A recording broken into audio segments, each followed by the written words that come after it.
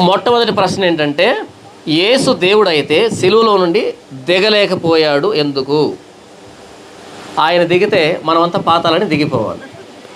కాబట్టి యేసు ప్రభు సిలువ మీద నుంచి దిగలే. అర్థమైందా? మీకు అర్థమయ్యే భాషలో చెప్తాను. ఎవరైనా పాపం చేస్తే పాత నిబంధనలో ఒక నిర్దోషమైనటువంటి గొర్రెపిల్లను తీసుకున్నారు ప్రత్యక్ష గుడారంలోకి. ఆ నిర్దోషమైన ఆ గొర్రెపిల్ల మీద చేతులు ఉంచాలి పాపం చేసిన వ్యక్తి. అప్పుడు ఈ వ్యక్తి పాపం అన్నది దాని మీదకి పోయినట్టుగా. అప్పుడు యాజకుడు దాన్ని వధిస్తాడు, దాని రక్తాన్ని బలిపీఠం ప్రోక్షిస్తాడు. అలా ఈ వ్యక్తి పాపాన్ని ఆ నిర్దోషమైనది భరించింది, ఆ ప్రాణం ఈ ప్రాణాన్ని కప్పివేసింది. ప్రాయశ్చిత్తం అంటారు దీన్ని, పాప పరిహారం అంటారు. ఒకవేళ ఈ పట్టుకొచ్చే క్రమంలో ఈ గొర్రె తప్పించుకొని పోతే పాపానికి రక్తం చిందించబడాలి. పట్టుకుని వచ్చినటువంటి గొర్రె పిల్ల పారిపోయింది. ఇప్పుడు ఎవరి రక్తం అక్కడ చిందించబడాలి కదా? పోగొట్టుకున్నాడు, ప్రాణం పోవాలి. లోక పాపములను మోసుకొని పోవు దేవుని గొర్రె పిల్ల అయిన ప్రభు అయిన యేసుక్రీస్తు సిలువ మీద నుంచి దిగితే ఎవరు ఎక్కాలి? మనం ఎక్కాలి. కనుక యేసు ప్రభు విడిపించుకోలేదు, విడిపించుకోకూడదు. ఆయన బొచ్చు కత్తిరించు అనేది గొర్రె పిల్ల ఎలా మౌనంగా ఉందో అలా మౌనం వహించాడు. ఎందుకని? రేపు మనం దేవుని ఎదురుగా ధైర్యంగా నిలబడాలి కాబట్టి. యేసు ప్రభు సిలువలో ఉండి దిగలేకపోయాడు కాదు, దిగలేకపోయాడు కాదు, దిగడు. ఎందుకంటే మనం పాతాలని దిగకుండా ఉండాలంటే ఆయన దిగకూడదు, ఆయన బిగించబడాలా, చనిపోయిన తర్వాతనే దించుకోవాలా. రెండవ ప్రశ్న, యెహోవా దేవుడా యేసు దేవుడా? ఇంకొకటి మర్చిపోయారు, పరిశుద్ధాత్మ దేవుడా. ఎందుకు రెండు దగ్గర ఆగిపోయారు? మొత్తం పూర్తి ప్రశ్న రాలే. బైబుల్ దేవుడు ఎవరు అంటే, దేవుడు అనే చోట బైబుల్లో ఎలోహీం అనే పదం వాడబడింది. ఎలోహీం అంటే అది ఏకవచనంలో కనిపించే బహువచన పదం. అది ఇదే పదాన్ని వేరే సంస్కృతిలో వాడితే దేవుళ్ళు అని వస్తుంది. దేవుళ్ళు అని ఇతర రాజ్యాల గురించి మాట్లాడినప్పుడు ఎలోహీం వాడారు, కానీ యెహోవా ఒక్కడి గురించి మాట్లాడేటప్పుడు ఎలోహీం వాడారు. అంటే మీకు అర్థమయ్యే భాషలో చెప్తాను. దేవుడైన యెహోవా అంటే ఏకవచనం బహువచనమా? ఏకవచనం. తర్వాత సెంటెన్స్ ఎలా రావాలి? నా అని రావాలి కదా. దేవుడైన యెహోవా మన పోలిక చొప్పున మన స్వరూపమందు నరులను చేయదుము. యెహోవా ఏకవచనం ప్రయోగించిన తర్వాత నా పోలిక చొప్పున నా స్వరూపంలో నరుని చేస్తాను అనాలి. కానీ ఏమన్నాడు? దేవుడైన యెహోవా మన పోలిక మన స్వరూపం చేయదుము. ఇంతకు ఏకవచనమా బహువచనమా? ఏకవచనంలా కనిపించే బహువచనం. బైబిల్లో తను ప్రత్యక్షపరుచుకున్న దేవుడు ముగ్గురు వ్యక్తులుగా ఉన్న ఏకదేవుడు. దానికి మనం త్రిత్వం అని పేరు పెట్టుకున్నాం. ఇది చాలా పెద్ద విషయం. ప్రస్తుతానికి యెహోవా దేవుడా, యేసు దేవుడా, పరిశుద్ధాత్మ దేవుడా అంటే ముగ్గురు దేవుళ్ళే. కానీ ముగ్గురు దేవుళ్ళను ఒక్కడి దేవుడు అంటాం. ముగ్గురు వ్యక్తులుగా ఉన్న ఏకదేవుడు. అర్థమైనట్టే ఉంది, కానీ అర్థం కానట్టుంది కదా. ఏదో అర్థమైనట్టుంది, కానీ ఎక్కడో మిస్ అయిపోతుంది కదా. మీకు అర్థమయ్యే భాష చెప్తాను. నేను one in being, one in personality. Being అంటే నేను హ్యూమన్ బీయింగ్ని, మనిషిని. మీరు కూడా హ్యూమన్ బీయింగేనా? మీరు కూడా మనుషులేనా? రైట్. నేను ఏ పర్సనాలిటీ అంటే జాన్ పాల్ అనే పర్సనాలిటీని. నా మాట తీరు ఒకలాగా ఉంటుంది, నా చూపు ఒకలాగా ఉంటుంది, నా రూపం ఒకలాగా ఉంటుంది. జాన్ పాల్ అనే పర్సనాలిటీ. బీయింగ్ వచ్చి హ్యూమన్ బీయింగ్. మనమంతా one in being, one in personality. నేను హ్యూమన్ బీయింగ్నే, మీరు హ్యూమన్ బీయింగే కామన్గా. కానీ నా పర్సనాలిటీ వేరే, మీ పర్సనాలిటీ వేరే, వ్యక్తిత్వం వేరే కదా. దేవుని విషయానికి వస్తే, బైబిల్లో తను బయలుపరుచుకున్న దేవుని దగ్గరికి వస్తే, one in being, three in persons. Being ఏంటి? గాడ్ హెడ్, ఆయన దైవత్వం. పర్సన్స్ ఎవరు? తండ్రి, కుమార, పరిశుద్ధాత్మలుగా ముగ్గురు వ్యక్తులుగా ఉన్న ఏకదేవుడు. ఇది మనకు అర్థం కాదు. ఎందుకు అర్థం కాదంటే, మనకి ఎంతసేపు ఉన్నా one in being, one in personality అర్థమవుతుంది. One in being, three in personality అర్థం కాదు. దాన్ని అనుభవించాలి. ఎప్పుడంటే చనిపోయిన తర్వాత. కొన్నింటిని అర్థం చేసుకోవచ్చు, కొన్నింటిని అనుభవించే తీరాలి. ఉదాహరణకి తేనె ఎలాగుంటుంది అని అడిగారు అనుకోండి, ఏం చెప్పగలను నేను?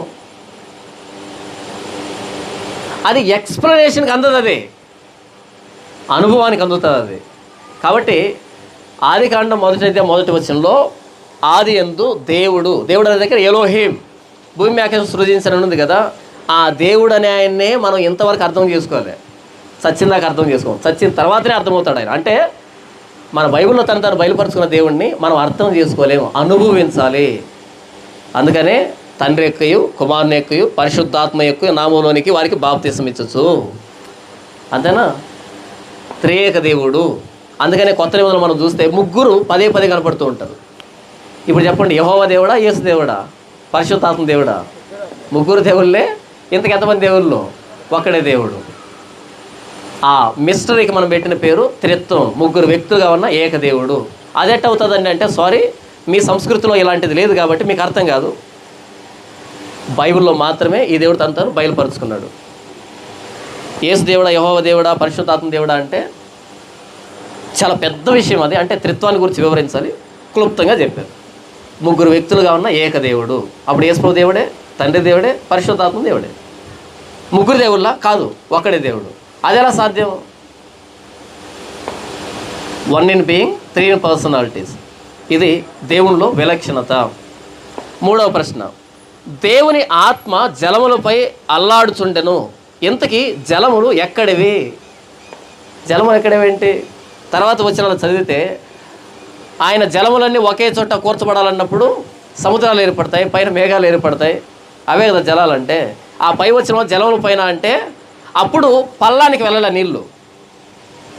ఎప్పుడైతే జలములన్నీ ఒక చోట కూర్చబడాలన్నప్పుడు అప్పుడు పల్లానికి పరిగెత్తాయి. అంటే నియమం మార్చాడు. అంతకుముందు ఎక్కడున్నాయి? మొత్తం ఆవరించున్నాయి.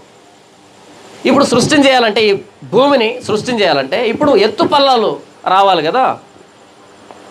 అంతకుముందు మొత్తం ఆవరించి ఉన్నాయి. జలములపై అల్లాడుతుండనంటే సూపర్వైజింగ్ చేస్తున్నాడు. జలములు ఎక్కడమంటే ఇప్పుడు మనం సముద్రంలో చూస్తున్నామే, మేఘాల్లో చూస్తున్నామే, అప్పటి నుంచి ఇవే నీళ్ళు మారలే. ఎక్కడ కూడా అక్కడికి వెళ్తాయి, అక్కడి నుంచి మరలా ఇంకో చోటుకి వెళ్తాయి, ఎక్కడిక్కడ తిరుగుతున్నాయి తప్ప ఏ డ్రాప్ కూడా మిస్ కాలే. ఇప్పుడున్న నీళ్ళే అప్పుడు నీళ్ళు కూడా. అయితే అప్పుడు మేఘాల రూపంలో, సముద్ర రూపంలో లేదు, మొత్తం అంతా ఆవరించి ఉంది. ఎప్పుడు జలములపై అల్లాడుచుండెను అనేటప్పుడు తర్వాత వచనాల్లో మొత్తం మారిపోయింది.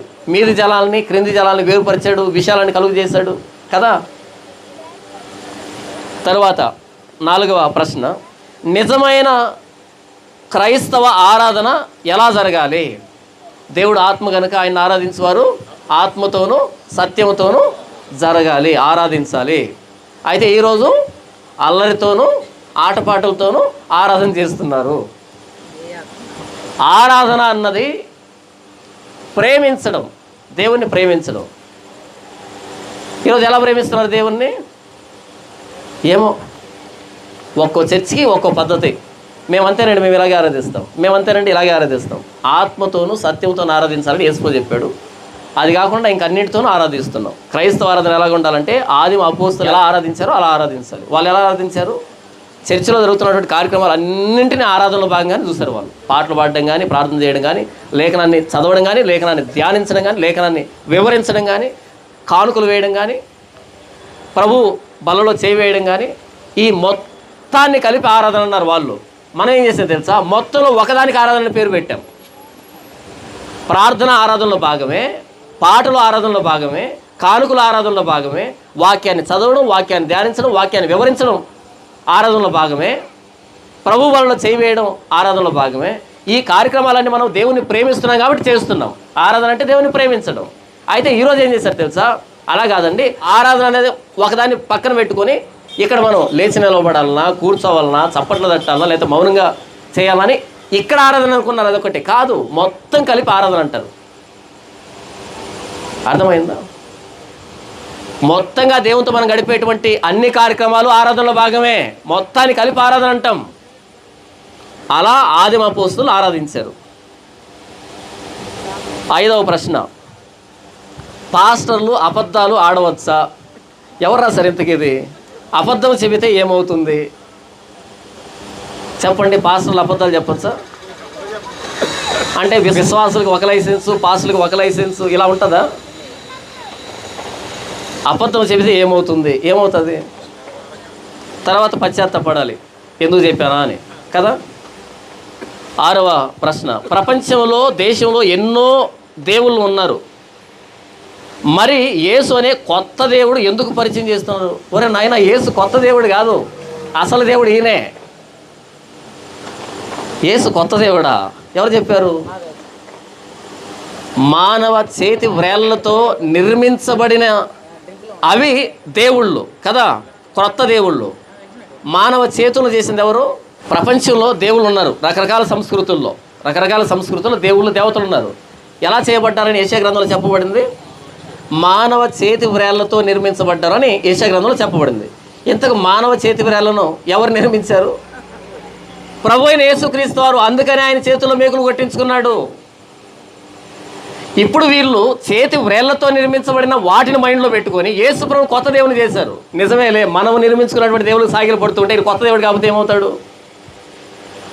చేతుల్లో మేకులు కొట్టించుకున్నాడు, కొత్త దేవుడు అయిపోయాడు. ఈరోజు కాదు, చేతుల్లో మేకులు కొట్టించుకున్నాడు అంటే ఆయన మన చేతులు నిర్మించాడు కాబట్టి. కాళ్ళలో మేకులు కొట్టించుకున్నాడు అంటే మన కాళ్ళను నిర్మించాడు కాబట్టి, మన దేహాన్ని నిర్మించాడు కాబట్టి, మన జీవన దాత కాబట్టి, మన సృష్టికర్త కాబట్టి మన కోసం ప్రాణం పెట్టగలిగాడు. యేసు ప్రభు కొత్త దేవుడు కాదు. అయితే దౌర్భాగ్యం ఏంటంటే 52లో సువార్త వచ్చినా సరే ఇప్పటికీ సువార్త అందరికీ, అది దౌర్భాగ్యం. ఒకవేళ 52లో కనుక సువార్త అన్నీ ఉంటే ఇప్పుడు ఉన్నటువంటి చాలా మట్టుకు కొత్త కాదు, వేరే వేరే దేవుళ్ళు అయిపోయాడు కదా. యేసు ప్రభు కొత్త దేవుడు కాదు, అసలైన దేవుడు ఆయనే. ఆది యందు దేవుడు భూమి ఆకాశం సృజించెను అని ఆదికాండంలో ప్రారంభిస్తే దాన్నే ఆది యందు వాక్యం ఉండను, వాక్యము దేవుని వద్ద ఉండను, వాక్యము దేవుడై ఉండను. ఆయన లేకుండా కలిగి ఉన్నదేది కలగలేదు. ఆయన ప్రభువైన యేసుక్రీస్తు వారు అని ఆదికాండం మొదటి వచ్చి చెప్పబడిన మాటని అపోస్తలుడైన యోహాను యేసు ప్రభుకి ఆపాదించాడు. ఇప్పుడు చెప్పండి, ఆది యందు భూమి ఆకాశం సృజించిన దేవుడు కొత్త దేవుడు అవుతాడా? ఆయన భూమి ఆకాశం సృజిస్తే అందులో మట్టిని తీసుకొని పిసుక్కొని చేసుకుని ఈయన దేవుడు అంట. ఆ సృష్టిలో రాయిని తీసుకుని ఏదో చేసుకున్నటువంటి వీళ్ళు దేవుళ్ళు అంట. కానీ ఆ సృష్టిని చేసిన ఆయన మాత్రం కొత్త దేవుడు అంట. అర్థం కాలే. 7వ ప్రశ్న, అరటికాయలకు పిల్లల్ని పుట్టిస్తున్న పాస్టర్లు చాలామంది ఉన్నారు, ఎవరిని ఎలా నమ్మాలి? ఈ ప్రశ్న తప్పు. ఎందుకంటే అరటికాయలకు పిల్లల్ని పుట్టించే చాలామంది పాస్టర్లు లేరు. ఒకే ఒక్క దరిద్రుడు ఉన్నాడు, వాడి పేరు అమ్మతేజ. చాలామంది పాస్టర్లు అంటే నేను కూడా వస్తానేమో కదా. కాదు, అరటి పళ్ళకి పిల్లలు పుట్టించే ఏకైక దరిద్రుడు ఎవరంటే అమ్మతేజ ఒక్కడే. మరి మిగతా పాస్టర్లు అంటే వాళ్ళ స్టైల్ వేరే. అంజూరు పళ్ళతో పుట్టిస్తున్నారు. అంజూరు పళ్ళతో ఒక దరిద్రుడు పుట్టిస్తున్నాడు, యాపిల్ పండుతో ఇంకొక దరిద్రుడు పుట్టిస్తున్నాడు, అరటి పండుతో అమ్మతేజ అనే దరిద్రుడు పుట్టిస్తున్నాడు. కాబట్టి ఎవరి స్టైల్ వాళ్ళది. చాలామంది పాస్టర్లు అంటే సారీ, అందరు పాస్టర్లు అరటి పనులు ఆశ్రయించట్లేదు, ఒక్క అమ్మతేజ తప్ప. మిగతా వాళ్ళు వేరే ఫ్రూట్స్ చూస్ చేసుకున్నారు. కొంతమంది కర్చీపులతోనూ, కొంతమంది వాటర్ బాటిల్తోనూ, కొంతమంది రకరకాల వాటితో పుట్టిస్తున్నారు. కొంతమంది ఉప్పుని ఊస్తే కూడా పిల్లలు పుడుతున్నారు. 8వ ప్రశ్న, నిజమైన దేవుడు ఆహారాన్ని ఆస్తులని ఇవ్వాలి, కానీ యేసు ఎందుకు తన శరీరాన్ని రక్తాన్ని తినమన్నాడు? యేసు ప్రభు ఏమన్నాడు అంటే, మీ పితరులు అరణ్యంలో మన్నాను తిన్నా సరే చనిపోయారు, అయితే ఈ నా శరీరాన్ని తినేవాడు నిత్య జీవం గలవాడు. ఈ భూమి మీదనే శాశ్వతంగా బ్రతికేటుంటే యేసు ప్రభు కూడా మనకి సమృద్ధిగా ఇచ్చి ఉండేవాడు. ఏదో ఒక రోజు పుట్టుకోమంటాం కదా, అప్పుడు ఏం చేయాలి? మనం ఆయనతో పాటు ఉండాలి. ఆయనతో పాటు ఉండాలంటే యేసు ప్రభు శరీరాన్ని, ఆయన రక్తాన్ని త్రాగాలి. ఇది నిత్య జీవానికి సంబంధించిన ఆహారం. కానీ ఈ వ్యక్తి రెండింటికి ముడి పెడుతున్నాడు. ఒకటి భూ సంబంధమైన ఆహారాన్ని, నిత్య జీవానికి సంబంధించిన ఆహారాన్ని ముడి పెడుతున్నాడు. కాదు, యేసు ప్రభు ఆహారాన్ని ఇస్తాడు, ఆస్తిని ఇస్తాడు. మీరు మొదట ఆయన రాజ్యమును, ఆయన నీతిని వెతకండి, అప్పుడు అవన్నీ అనుగ్రహించబడతాయి. భూ సంబంధమైన ఆహారం గురించి మాట్లాడాడు. అయితే యేసు ప్రభు తన శరీరాన్ని, తన రక్తాన్ని ఎందుకు ఇచ్చాడు? నిత్య జీవితానికి సంబంధించి ఇచ్చాడు. ఈ గీతను స్పష్టంగా అర్థం చేసుకోవాలి. ఒకటి భూ సంబంధమైన ఆహారము, 2 పర సంబంధమైన ఆహారం. అదే ఇదే. 9వ ప్రశ్న, దేవుడు ఒకే ప్రేమ చూపితే కుంటివాడు, గుడ్డివాడు, డబ్బున్న వాళ్ళు అని భేదాలు ఎందుకు? కుంటివాడు, గుడ్డివాడు, డబ్బున్న వాళ్ళు, లేని వాళ్ళని భేదాలు ఎందుకు అంటే, ప్రేమకి అంగవైకల్యానికి సంబంధం లేదు. ప్రేమకి అంగవైకల్యానికి సంబంధం లేదు. చరిత్రలో మీరు చూసుకుంటే కాళ్ళు లేని వాళ్ళు ఎక్కువ సువార్త చేసి ఉంటారు, కళ్ళు లేని వాళ్ళు ఎక్కువ దేవుని వాక్యాన్ని ధ్యానించుంటారు, చెవులు లేని వాళ్ళు ఎక్కువ దేవుని వాక్యాన్ని అర్థం చేసుకునే ప్రయత్నం చేస్తుంటారు, ఆరోగ్యం లేని వాళ్ళు ఎక్కువ దేవుడి మీద ఆధారపడి ఉంటారు, దేవుని స్తుతించుంటారు. అన్ని బాగుండల్లో అడ్డదిడ్డగా తిరుగుతూ ఉంటారు. ఏదో ఒకటి విరిగిందాక ఆయన దగ్గరికి రారు కదా.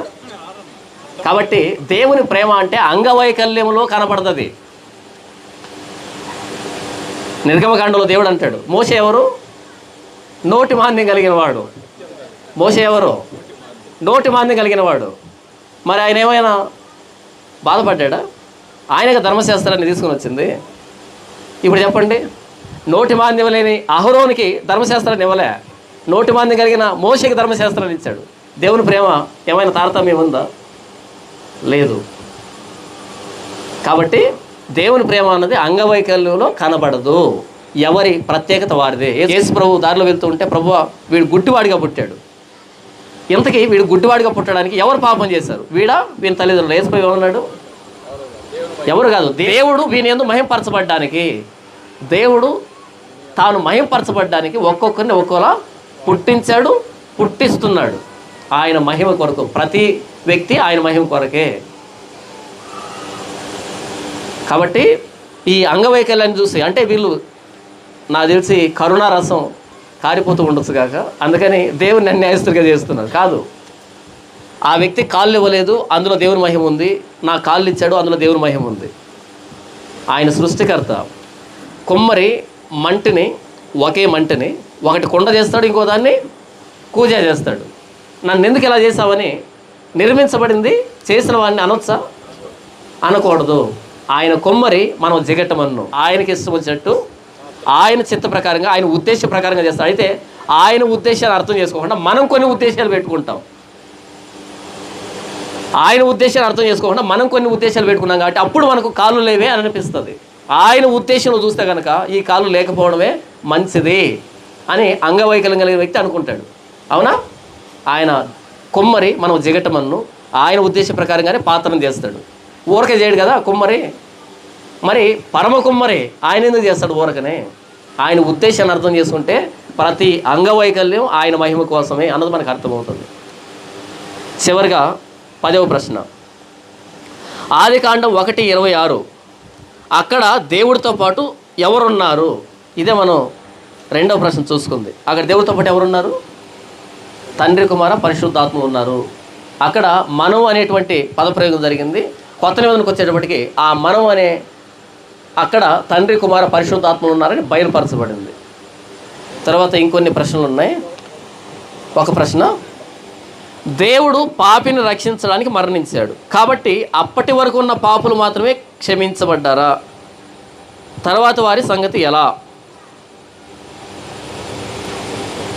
అంటే యేసుప్రభు శిలువలో ప్రాణం పెట్టాడు పాపులను రక్షించడానికి. అప్పటి వాళ్ళు రక్షించబడ్డారా? తర్వాత వాళ్ళు, లేదా అంతకుముందు వాళ్ళు ఎలా అంటే, అంతకుముందు ధర్మశాస్త్రం ఉంది, యేసుప్రభు నీడ. యేసుప్రభు రానంత వరకు యేసుప్రభు ఛాయ ధర్మశాస్త్రం ఉంది. ఆ ధర్మశాస్త్రాన్ని బట్టి నీతిమంతులుగా తీర్చబడి దేవుని దగ్గరికి వెళ్ళారు. ఇప్పుడు ప్రభువైన యేసుక్రీస్తు రక్తం వచ్చింది. ప్రభువైన యేసుక్రీస్తు రక్తాన్ని బట్టి మనం పరలోకానికి వెళ్తున్నాము. రక్షణ ప్రణాళిక ప్రారంభం నుంచే ఉంది. ఏదైనా తోట నుంచే ఉంది. ఏదైనా తోటలో ఆదాము హవ్వలు పాపం చేశారు. పాపం చేయగానే దిగంబరులయ్యారు. అప్పుడు దేవుడు ఏం చేశాడు? వెంటనే వారి మానాన్ని కప్పాడు. అది వారికి రక్షణ.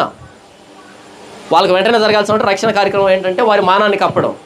అక్కడి నుంచి ప్రారంభమైన రక్షణ కార్యం అన్నది దశలు మార్చుకుంటూ, రూపాలు మార్చుకుంటూ, చివరికి ప్రభువైన యేసుక్రీస్తు శిలువ రూపంలో ఈరోజు ప్రపంచానికి అందుబాటులోకి వచ్చింది.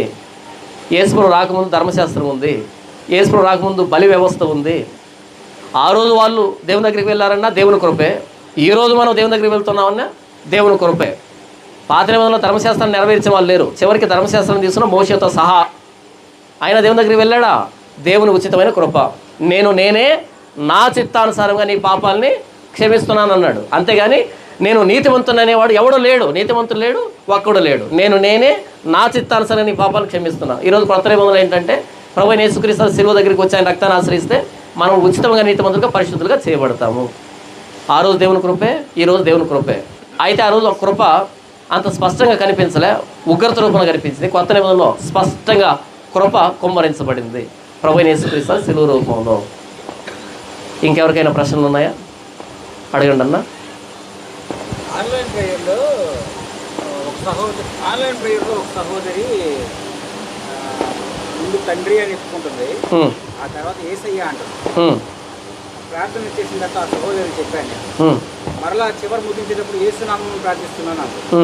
నేను సహోదరికి చెప్పాను, మా తండ్రికి ప్రార్థన చేస్తున్నావు, మరలా యేసయ్య అంటున్నావు, అన్ని విన్నపాలు చెప్తున్నావు, లాస్ట్లో యేసునామం ప్రార్థిస్తున్నాను అని అంటున్నావు, అది కరెక్ట్ కాదమ్మా. వినవించే తండ్రికి వినవిస్తున్నావు కాబట్టి లాస్ట్లో యేసునామం ప్రార్థిస్తున్నానని ముగించేసేయాలంటే దానికి దైవజనుడు బ్రదర్ మీరు తర్వాత ఇంకా ఎక్స్ప్లెయిన్ చేస్తాను ఉండండి ఇక్కడ ఆన్లైన్లో. తర్వాత వాక్యాలు చెప్పాడు కానీ నా ప్రశ్నకు సమాధానం. ఓకే, నాకు అర్థమైంది. అంటే తండ్రి అని ప్రార్థన చేస్తుంది, అందులో యేసుప్రభుని కూడా కలుపుతుంది, ఆయన కూడా అంటుంది, మరలా చివరికి వచ్చేప్పుడు యేసునామంలో అని ప్రార్థన చేస్తుంది. అలా కాదు, తండ్రితో ప్రారంభించి యేసునామంలో మనం ముగించాలన్నది మీరు చెప్తున్నారు కదా. ఆదికాండంలో మనం ఇంతవరకు చెప్పాం, త్రిత్వం అంటే మన దేవుడు ముగ్గురు వ్యక్తులుగా ఉన్న ఏకదేవుడు. ఇందులో ఎవరు పెద్ద కాదు, ఎవరు చిన్న కాదు. అయితే రక్షణ ప్రణాళికలో ఎవరి పాత్రను వాళ్ళు పోషించారు. యేసుప్రభు ఏమన్నాడు అంటే, ప్రార్థన నేర్పించమన్నప్పుడు పరలోకమందున మా తండ్రి అని ప్రార్థన నేర్పించాడు. యోహాను సువార్త 14 వచ్చేటప్పటికి, మీరు నా నామమున నన్నేమి అడిగినాను నేను మీకు చేస్తాను అని అన్నాడు. ఇప్పుడు శిలువ మీద దొంగ ప్రాణం పోయేటప్పుడు ఏమని ప్రార్థన చేశాడు? యేసు నీవు నీ రాజ్యంలోనికి వచ్చినప్పుడు నన్ను జ్ఞాపకం చేసుకుంటే, యేసు ప్రభు అలా కాదు తండ్రిని అని అనలేదు, నేడు నీవు నాతో కూడా పరదేశంలో ఉండు అని అన్నాడు. తర్వాత ఏంటంటే, మనం అపోస్తల కార్యం చూసినప్పుడు యేసునామంలో ప్రార్థన చేసే వాళ్ళని హింసించడానికి సౌలు అక్కడికి వెళ్తాడు, దమస్కు ప్రాంతానికి వెళ్తాడు. అంటే యేసుక్రీస్తు నామంలో ప్రార్థన జరుగుతుంది. తర్వాత మన అపోస్తలుగా మొదటి అధ్యాయంలో యేసు ప్రభు ప్రార్థన చేస్తారు ఆ అపోస్తలను ఏర్పాటు చేసే విషయంలో. అంటే యేసు ప్రభువే తనకు ప్రార్థన చేయమని చెప్పాడు, యేసు ప్రభుకి అపోస్తలు ప్రార్థన చేశారు, దొంగ యేసు ప్రభు ప్రార్థన చేశాడు, స్టెఫను యేసు ప్రభుకే ప్రార్థన చేశాడు, నా ఆత్మనికి అప్పగించుకుంటున్నా అని యేసు ప్రభుకే ప్రార్థన చేశాడు. అంటే యేసు ప్రభు ప్రార్థనను స్వీకరించడానికి అర్హుడు. యేసు ప్రభు తండ్రికి ప్రార్థన చేయమని చెప్పాడు, తండ్రికి ప్రార్థన చేస్తాం. ఇక్కడ విషయం ఏంటంటే, మనము యేసు అన్నా సరే మనకు తెలియకుండానే తండ్రిని పరిశుద్ధాత్మని కలుపుతున్నాం. యేసు ప్రభు తండ్రిని బయలుపరచడానికి వచ్చాడు, తండ్రిని ఒప్పుకుంటున్నాం. యేసు అని పరిశుద్ధాత్మ లేకుండా ఎవరు యేసును ప్రభువుగా ఒప్పుకోరు. కాబట్టి పరిశుద్ధాత్మను కూడా మనం అంగీకరిస్తున్నాం. మనం ఎవరి పేరు ప్రస్తావించినా అంతర్లీనంగా ఇంకిద్దరిని కూడా ఒప్పుకుంటున్నాం. ఎందుకంటే మన దేవుడు త్రిత్వమైనటువంటి దేవుడు, తండ్రి కుమార పరిశుద్ధాత్మగా ఉన్నటువంటి దేవుడు. అయితే ఈ మధ్య కొంతమందికి, అంటే మిమ్మల్ని అనట్లేదన్నా, ఈ సిద్ధాంతం ఎక్కడి నుంచి వచ్చిందంటే కొంతమంది మేధావులు పుట్టుకొచ్చారు ఈ వైజాగ్ నుంచి. అలా కాదు, దీనికి ఒక సీక్వెన్స్ ఉంది, ఇక్కడ స్టార్ట్ చేసి ఇలా వచ్చి యేసుతో ఫినిష్ చేయాలి అనేటట్టుగా చెప్పారనమాట. అప్పుడు ఈ కన్ఫ్యూజన్ స్టార్ట్ అయింది. మీరు సువార్తకు వెళ్ళి సువార్త చెప్పండి, వాళ్ళు యేసుని నమ్ముకుంటారు. వాళ్ళకి తండ్రి తెలియదు, పరిశుద్ధాత్మ తెలియదు. వాళ్ళకి తెలిసింది ఏంటి? యేసయ్యా యేసయ్యా యేసయ్యా. వీళ్ళు చచ్చిపోయిన తర్వాత ఎక్కడికి వెళ్తారు? అప్పుడు పరలోక గేటు దగ్గర ఆపేసి యేసయ్య యేసయ్య అంటావేంటి, తండ్రి వదిలిపెట్టావు, పరిశుద్ధాత్మను వదిలిపెట్టావు అని అనరు.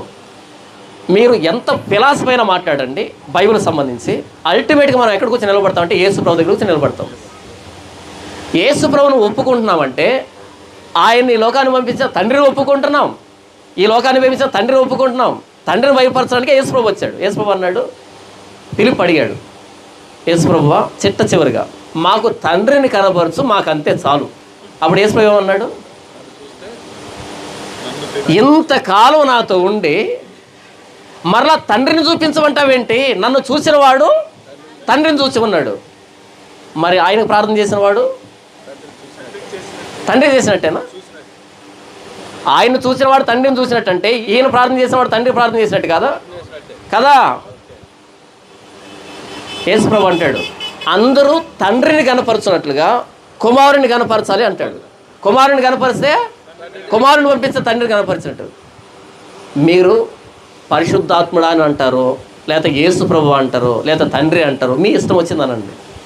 ఎవరినన్నా అల్టిమేట్గా ఆయన్నే మనం ఆరాధిస్తాం. ఎందుకంటే ఈయన త్రిత్వమైన దేవుడు, మన బలహీనతలు ఎరిగిన దేవుడు, మన అవగాహన రాహిత్యాన్ని అర్థం చేసుకున్న దేవుడు. లేదు మనకి బైబిల్ ఫిలాసఫీ బాగుంది, మన సీక్వెన్స్లో మనం ప్రార్థన చేద్దాం, దీన్ని అర్థం చేసుకుంటాడు. మనం బైబిల్ పట్ల అవగాహన లేదు, ఏసయ్యా నాయనా ఏసయ్యా అనన్నా సరే అర్థం చేసుకుంటాడు. ఆయనకు భాషతో నిమిత్తం లేదు, ఆయనకు పదాలతో నిమిత్తం లేదు. ఆత్మ మన బలహీనతను చూసి మనం యుక్తంగా ఎలా ప్రార్థన చేయాలో ఉచ్చరింపు శక్యం గారి మూలుగులతోనూ శబ్దాలతోనూ ప్రార్థన చేస్తున్నాడు కదా. కాబట్టి ఏమని ప్రార్థన చేయాలి?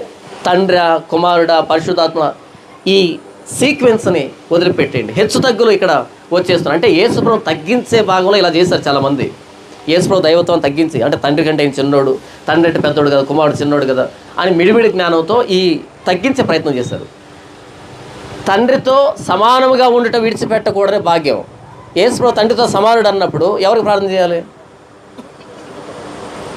కదా? అసలు యేసుప్రభుకి తండ్రికి పరిశుద్ధాత్మకి వీళ్ళకి లేదు ఆ గీత. అరే నీకు చేశాడే నేనెందుకు రెస్పాండ్ అవ్వాలని మనకు వచ్చింది ఈ బాధ అంతా. కాబట్టి మనం ఎలా ప్రార్థన చేసినా ఆయన వింటాడు. ఎందుకని త్రిత్వం అయిన దేవుడు, ముగ్గురు వ్యక్తులుగా ఉన్న ఏకదేవుడు, ముగ్గురు కలిపి మన రక్షణ కోసమే పనిచేస్తున్నారు. కాబట్టి మనం ఎంత ఇప్పుడు నేను ఇంత మాట్లాడానా, నా కష్టం వచ్చినప్పుడు యేసు ప్రభువా అంటాను. అప్పుడు నేను తండ్రిని వదిలిపెట్టట్లేదు, పరిశుద్ధాత్మ వదిలిపెట్టలేదు. పరిశుద్ధాత్మ ప్రేరేపణతోనే యేసు ప్రభుని అంటున్నాను. యేసు ప్రభుని ఈ లోకాన్ని పంపించి శిలువ మీద ప్రాణం పెట్టించింది ఆయనే.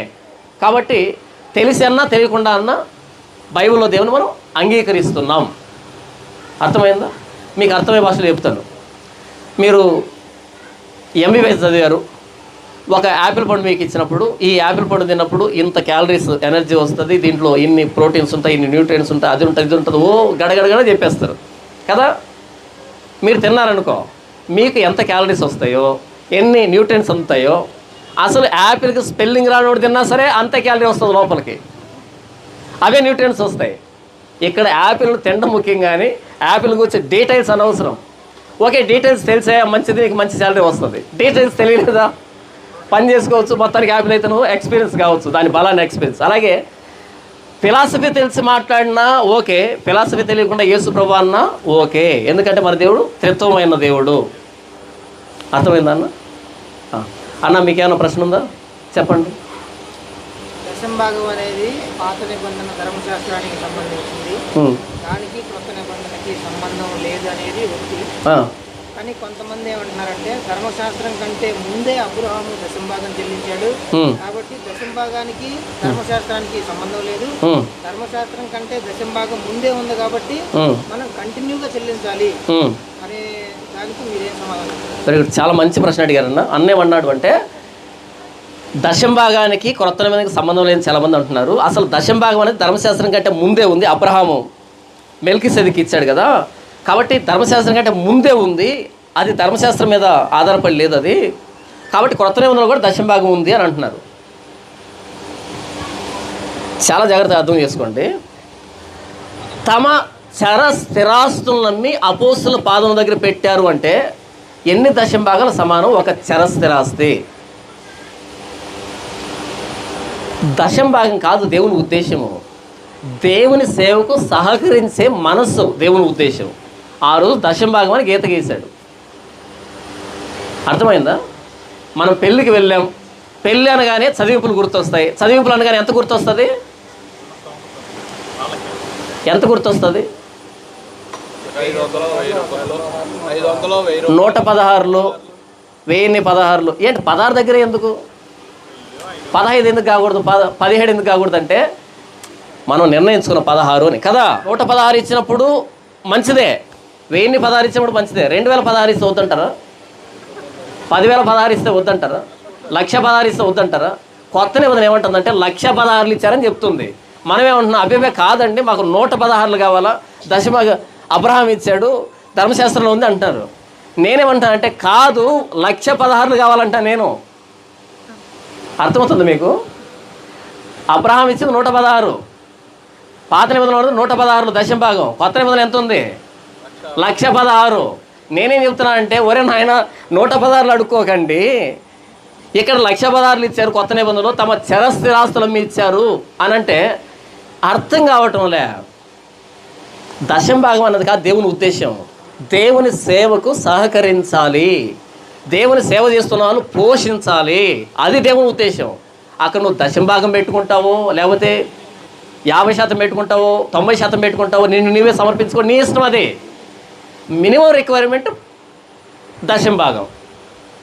పాత నిబంధనలో దశంభాగాలు ఎన్ని రకాలు తెలుసా? దశంభాగం గురించి మాట్లాడుతున్న మేధావులకు తెలియని విషయం ఇది. దశంభాగాలు ఎన్ని రకాలు పాత నిబంధనలో?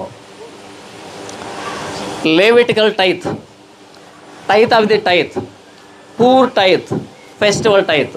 ఎన్ని రకాలు? 4. అసలు ఎప్పుడు వినలేదు కదా. పాత నిబంధన చదివితే పండుగలప్పుడు దశంభాగం తీయాలి, లేవీలకు దశంభాగం తీయాలి, ప్రధాన యాజకుడు దశంభాగం తీయాలి, పేదలకు దశంభాగం తీయాలి.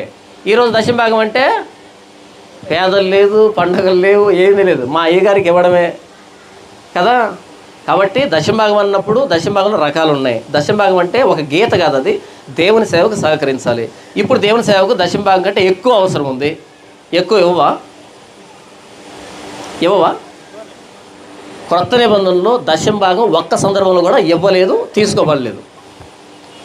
వెంటనే మన వాళ్ళకి ఒక రెఫరెన్స్ గుర్తొస్తుంది, వాటిని మానక వీటిని చేయవలసిందే.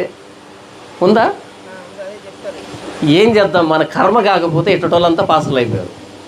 వాటిని మానక వీటిని చేయవలసిందే అని ధర్మశాస్త్రాన్ని అతిక్రమిస్తున్న వాళ్ళని ఖండిస్తూ చెప్పిన మాట అది. చిన్న చిన్నవన్నీ పట్టించుకున్నారు, దోమను ఒడిగట్టారు. ఏం చేశారు? అమ్మో, దోమ అంటే అపవిత్రమైన జంతువు కదండి, బాగా ఒడిగట్టారు నూనెను. దోమ ఒకటి చిన్నది వచ్చింది చూసారా, మేము దోమ లేకుండా తాగుతాం నూనె అని. మరి ఒంటిని దిగమింగారేంట్రా? ఎక్కడైతే దోమ అపవిత్రం ఉందో అక్కడే ఒంటి కూడా ఉంది. ఒంటిని తినొద్దని ఒంటిని దిగమింగారు. దేని వడగట్టారు? దోమని. మరి ఏం చేస్తున్నారు మీరు అంటాడు యేసు ప్రభు. ధర్మశాస్త్రంలో ప్రధానమైనటువంటి కనికరాన్ని, విశ్వాసాన్ని, దేవుని ప్రేమను గాలి వదిలిపెట్టేసి సోపులోను, పుదీనాలోను, జీలకర్రలోను వీటిలో దశమాగా తీసుకుంటున్నారు. దోమలను వడియగట్టి ఒంటెలు మింగుతున్నారు. మరి వాటిని మానక వీటిని చేయవలసిందంటే వేటిని మానక? అటు దేవునికి ఇచ్చే వాటిని మానొద్దు, ఇటు దేవునికి చేసే వాటిని మానొద్దు. ప్రేమను, కనికరాన్ని, విశ్వాసాన్ని మానొద్దు అని చెప్పాడు. దాన్ని మనలో ఎక్కడ తీసుకొచ్చారు? దశమాగ దగ్గర తీసుకొచ్చారు. సరే, యేసు ఎప్పుడు చెప్పాడు దాన్ని? ఆయన సిలువ మీద ప్రాణం పెట్టకముందు చెప్పాడు. ఆయన సిలువ మీద ప్రాణం పెట్టకముందు ధర్మశాస్త్రం కొట్టివేయబడిందా? ఉందా? కొట్టివేయబడాల. అలాగే ఉంది. ఎప్పుడు కొట్టివేయబడింది? ఇది నా రక్తము వలనైనా కొత్త నిబంధన. అంతవరకు ధర్మశాస్త్రం అమల్లోనే ఉంది. అంతవరకు యేసు కూడా పస్కా పశువులో ఆ పండుగలో పాలు పంపులు పొందాడు. ఆయన సిలువలో ప్రాణం పెట్టిన తర్వాత మరలా ఎప్పుడు పస్కా పశువు వధించవల్లే, మరలా ఎప్పుడు దశభాగం ప్రస్తావన లేదు. కొత్త నిబంధన సంఘంలో ఏ కానుక తీసుకొని పడిందంటే, వారు తమ చర స్థిరాస్తులను అమ్మి చేతికి ఇవ్వలేదంట. అపోస్తులకి పాదములు పెట్టారంటే వాళ్ళ దృష్టి చూసారా ఎంత ఉన్నతంగా ఉందో డబ్బు పట్ల. ఈరోజు జేబులో పెట్టుకుంటారు కదా. ఇంకా దరిద్రం ఏంటో తెలుసా? ఇదేమన్నా బొచ్చు అనుకుంటున్నారా? గతంలో అడుగు తినే చరిత్ర ఉండొచ్చు కాక ఆ బుద్ధి పోనట్టుంది. ఇలా తెరిచి ఇలా పెట్టుకుంటున్నారు. ఇది అడుగు తినే బొచ్చు కాదు, ఇది సిగ్గులే కొంచెం కూడా. అపోస్తలులు తమ పాదం దగ్గర పెట్టించుకున్నారు అంటే డబ్బుకి ఆ స్థానాన్ని ఇచ్చారు. అది తీసుకొని అకౌంట్లో వేసుకున్నారా? ఎవరికెవరికి అక్కరగా ఉందో వారికి పంచిపెట్టారు. అంటే అందరు ఇవ్వలేదన్నమాట. ఉన్న వాళ్ళు ఇచ్చారు, లేని వాళ్ళు దాన్ని పంచుకున్నారు. ఈరోజు అడుగు తినేవాడు కూడా దశభాగం ఇవ్వాల్సి ఉంది. అయ్యగారు నాకు దగ్గు వస్తుందంటే నువ్వు దశభాగం ఇచ్చావా? ఏంటి దగ్గుకి దశభాగం సంబంధం ఏంటి? అడుగు తినేవాళ్ళు కూడా దశభాగం ఇవ్వాలి. నువ్వు పోషించకూడదా? అమ్మా ఎందుకు అడుగు తింటున్నావు? వేసుకుని నమ్ముకున్నావు, హుందాగా బ్రతుకు. ఎలా బ్రతకాలండి? నెలకు 2000 పెన్షన్ ఇస్తా నీకు అనొచ్చు కదా. ఆవిడని చర్చిలో పెట్టుకోవచ్చు కదా. ఆవిడికి సంబంధించి సేవ చేసేటువంటి భాగ్యాన్ని కల్పించవచ్చు కదా. ఎర్రటెండగా అడుగు తినేటువంటి స్థితి ఎందుకు? ఆవిడ దగ్గర కూడా దశభాగం తీసుకొని బయట వాళ్ళు ఉమ్ముతున్నారు ముఖం మీద. సిగ్గు అనిపించండి కొంచెం కూడా. తమ చరస్థిరాస్తులమ్మి అపోస్తుల పాదం దగ్గర పెడితే అందరూ పంచుకొని సమిష్టిగా పంచుకున్నారు, కొదవ లేకుండా ఉన్నారు. అంటే ఆదిమ అపోస్తుల సంఘంలో అందరూ ఇవ్వలేదు, ఉన్నవాళ్ళు ఇచ్చారు. ఎంత ఇచ్చారు? దశభాగం కాదు. చరస్థిరాస్తి అంటే ఎన్ని దశభాగాలతో సమానం. క్రొత్త నిబంధన ధారాళంగా ఇవ్వడం నేర్పించింది. క్రొత్త నిబంధన ప్రేమపూర్వకంగా ఇవ్వడం నేర్పించింది. క్రొత్త నిబంధన దేవుని సేవకు సహకరించేది నేర్పించింది. పాత నిబంధన గీత గీసింది. దశంభాగం అనేది అబ్రహాం నుంచి ఉందంటే ఉంది తెలుసు. ఆ దశంభాగానికంటే మించింది క్రొత్త నిబంధన. వ్యభిచరింపకూడదన్న ధర్మశాస్త్రం, వ్యభిచరింపకూడదన్నది ధర్మశాస్త్రం. కొత్త నిబంధన ఒక స్త్రీని మోహపు చూపు చూస్తేనే వ్యభిచారం అన్నాడు. అంటే ఏం చేస్తాడు యేసుప్రభు? దాన్ని ఇంకా బిగించాడు కదా. క్రొత్త నిబంధన ఏం చెప్పిందంటే,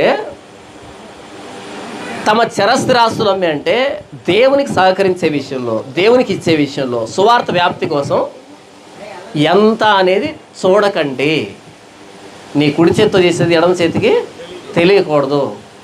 ఇప్పుడు మరలా మూలపాఠాల దగ్గరికి వెళ్ళి దశంభాగం నేర్పిస్తారు. ఒక ఆయన ఫోన్ చేశాను నాకు హైదరాబాద్ నుంచి. అన్న 30 సంవత్సరాలు చేసుకొని నమ్ముకున్నాను, చర్చికి వెళ్తున్నాను. ఇప్పుడు మీ వాక్యం యూట్యూబ్లో వస్తూ ఉంటే ఇప్పుడు మరలా ప్రారంభించానన్న ఏబీసీల దగ్గర నుంచి అని అన్నాడు. నేను అన్నాను, ఆయన ఎవరంటే సంఘ పెద్ద. ఎవరైనా సంఘ పెద్ద. నేను అన్నాను, మరి 30 సంవత్సరాల నుంచి ఏం నేర్చుకున్నావు అంటే దేవునికి ఎలా ఇవ్వాలి అని నేర్చుకున్నాడంట. నేను అడిగాను, అంటే వడ్డీ లెక్కలు నేర్చుకున్నావు అంటే అవునన్న, వడ్డీ లెక్కలే. దేవునికి ఎంత ఇస్తే మనకి ఎంత ఇస్తాడు. 30 సంవత్సరాల నుంచి ఇదే నేర్చుకున్నాం. ఒక పాస్టర్ కాను గురించి మాట్లాడకూడదు. ఒక పాస్టర్ కాను గురించి మాట్లాడచ్చా? మాట్లాడకూడదు. నీ సేవ నువ్వు చెయ్యి. దేవుడు ఎవరిని ప్రేరేపిస్తాడు వాళ్ళని ప్రేరేపిస్తాడు. నీ అవసరాలు ఆయన ఖచ్చితంగా తీరుస్తాడు. ఈ నమ్మకం లేకపోతే ఇంకేదైనా పని చూసుకో. పనివాడు తన జీతానికి పాత్రుడని నమ్మకమైన యజమాని ప్రభువుని యేసుక్రీస్తు చెప్పారు. ఆయనకి మించిన నమ్మకమైన వాడు ఈ ప్రపంచంలో ఎవరు లేరు. కాబట్టి నా కష్టం నీకు తెలియకపోవచ్చు, నా కష్టం ఆయనకు తెలుసు. ఇస్తాడంటావా? నేను అపనమ్మకస్తుని కావచ్చేమో, ఆయన నమ్మకత్వాన్ని కోల్పోడు. మనం మనుషులను అడిగితే అడుగు తినే వాళ్ళం అవుతాం, మనం దేవుణ్ణి అడిగితే విశ్వాసం అవుతాం, ప్రార్థనా పరులు అవుతాం, భక్తి పరులు అవుతాం కదా. దశమభాగం అనేది అబ్రహాం దగ్గర నుంచి ఉందంటే ఉంది, ఎవరు కాదన్నారు? మరి అపోస్తుల కార్యంలో చరస్థిరాస్తులు ఉన్నాయి, మరి ఇది ఎవరికి ఇద్దాము అంటే అపోస్తుల కార్యంలో సంఘం ప్రారంభించబడిన తర్వాత కూడా మరలా ఆది కాండంలో తొంగి చూద్దామా? మరి అబ్రహాం ఎన్ని పెళ్ళిళ్ళు చేసుకున్నాడు చెప్పు? అబ్రహాం ఎన్ని పెళ్ళిళ్ళు చేసుకున్నాడు? 3 పెళ్ళిళ్ళు చేస్తున్నాడు కదా. కెతూరా ఉంది కదా, హాగరు కూడా భార్యే. ఎన్ని గొడవలు వచ్చినా సరే హాగరు కూడా భార్యే, శారమ్మ భార్య, కెతూరా కూడా భార్యే. ఇప్పుడు చెప్పు, అబ్రహాం దశమభాగం ఇచ్చాడు, సో నేను కూడా 3 పెళ్ళిళ్ళు చేసుకుంటా. సరిపోయిందా? ధర్మశాస్త్రం కంటే ముందే 3 పెళ్ళిళ్ళు ఉన్నాయి కాబట్టి ఇప్పుడు 3 పెళ్ళిళ్ళు చేసుకుంటే తప్పేంటంటే ఏ సమాధానం చెప్పాలి నేను దానికి? ధర్మశాస్త్రం రాకముందు ఇంకా అపరిపూర్ణం కదా అది. ధర్మశాస్త్రమే పరిపూర్ణం చేయలే, ధర్మశాస్త్రం కంటే ముందు ఇంకా అపరిపూర్ణం. ఆ రోజు దేవుని సేవకు సహకరించారు. ధర్మశాస్త్రం దాన్ని నిర్ధారించింది, దాన్ని 4 భాగాలుగా విడగొట్టింది. కొత్త నిబంధన వీటికి మించి అతిశయపడింది, వీటికి మించి అతిశయపడింది. ఇంత శ్రేష్టమైన స్థితిలోకి వచ్చిన మనం మరలా పాత నిబంధనలు తొంగి చూసి అక్కడ వెతుక్కుంటామంటే మనకు అసలు ఏమి అర్థం కాలే కొత్త నిబంధన అర్థం. మీకు చివరి ఒక మాట చూపించి ముగిస్తాను. కొరింథీయులకు రాసిన మొదటి పత్రిక 16వ అధ్యాయం 15వ వచనం. స్టెఫను ఇంటి వారు అకయ యొక్క ప్రథమ ఫలమై ఉన్నారనియు వారు పరిశుద్ధులకు పరిచర్య చేయుటకు తమ్మును తాము అప్పగించుకొని ఉన్నారనియు మీకు తెలియను. స్టెఫను ఇంటి వాళ్ళంట అకయ ప్రాంతంలో మొట్టమొదటి యేసుని నమ్ముకున్నారంట. వాళ్ళు ఏం చేశారంట? ఎంతకానికి ఇచ్చారంట? తమ్మును తాము అప్పగించుకున్నారు. ఎన్ని దశమభాగాలు సమానం. ఇది క్రొత్త నిబంధన నేర్పించింది ఏంటంటే మనల్ని మనమే అప్పగించుకోవాలి. అవసరమైతే చరస్థిరాస్తులను సైతం అమ్మాలి, అవసరమైతే దొంగలకి ఇవ్వడానికి కాదు, నిజంగా సువార్తకి సహకరించడానికి. ఇప్పుడు చెప్పండి, అబ్రహాం దశమభాగం ఇచ్చా, మనం కూడా దశమభాగం ఇద్దామా? అబ్రహాంకు మించి అతిశయపడుతున్నాం మనం. ఇంకేమైనా సందేహం ఉందా అన్న?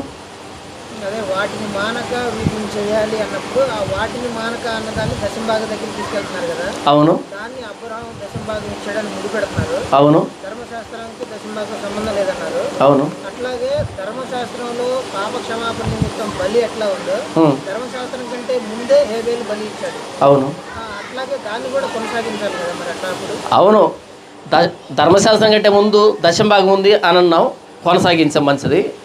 మరి ధర్మశాస్త్రం కంటే ముందు సున్నతి ఉంది, ఇప్పుడు మనం సున్నతి చేసుకుంటున్నామా? ధర్మశాస్త్రం కంటే ముందే బలి ఉంది, ఇప్పుడు మనం బలి అర్పిస్తున్నామా?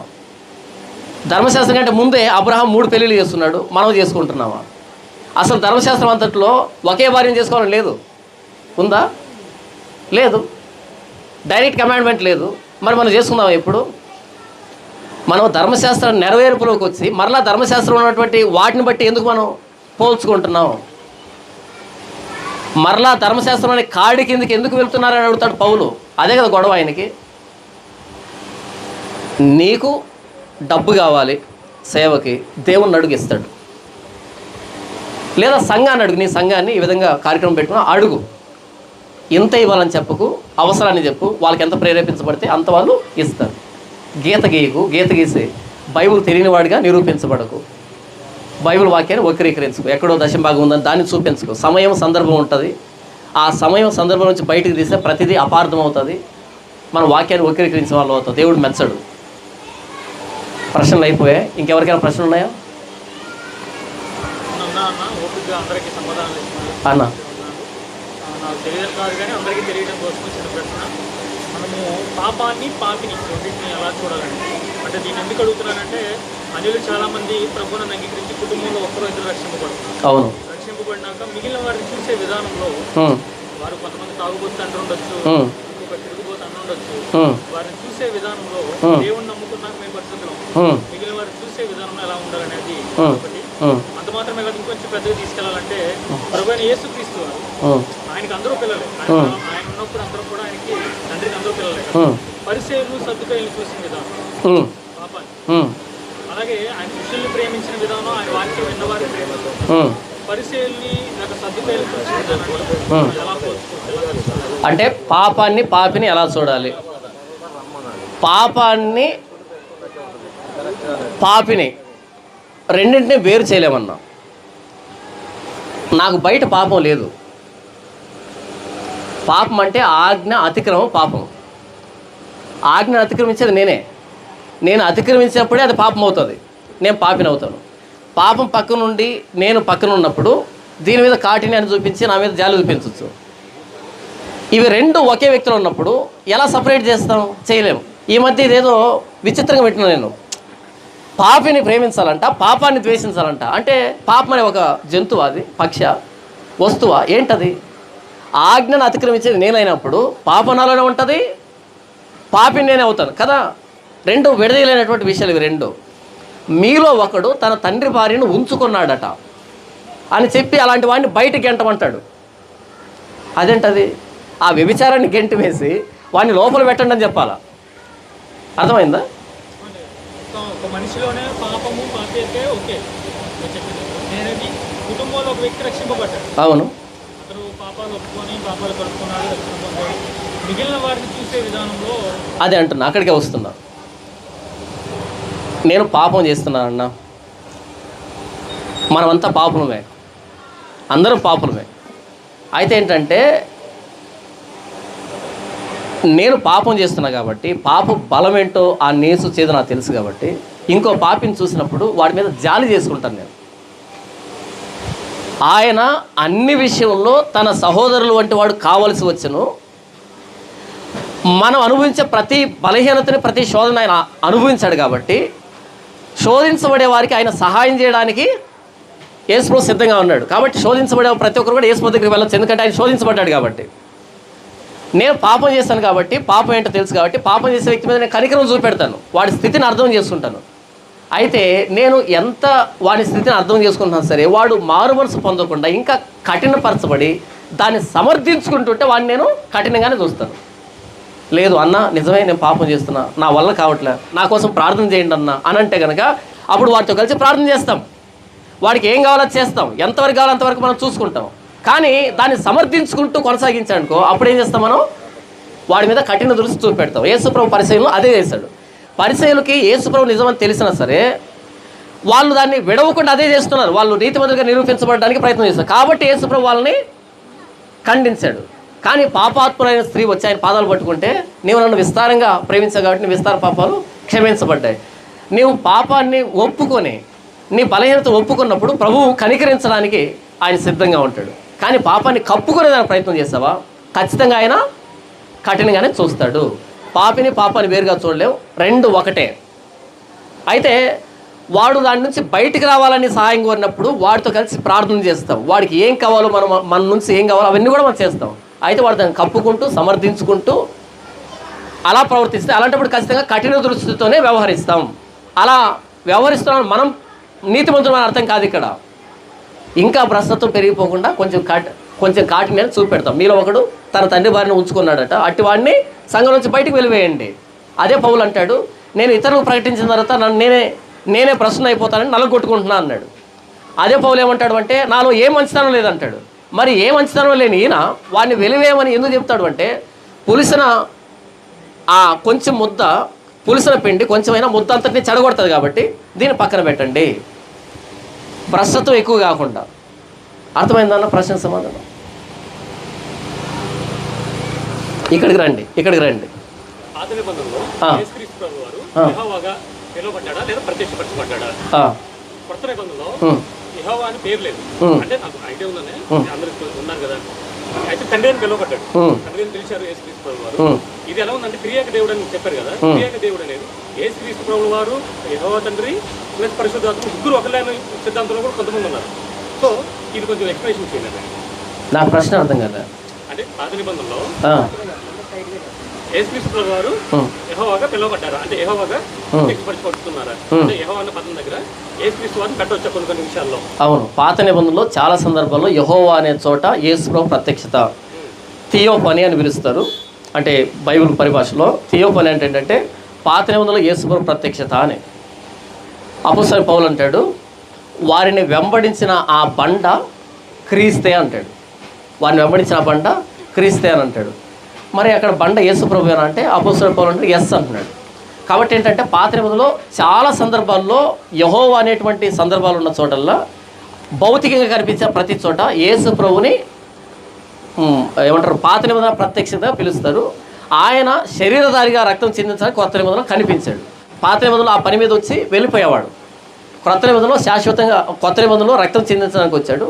పాత నిబంధన కూడా పరిశుద్ధాత్మ దేవుడు ఉన్నాడు, కొత్త నిబంధనలో శాశ్వతంగా ఉండడానికి వచ్చాడు.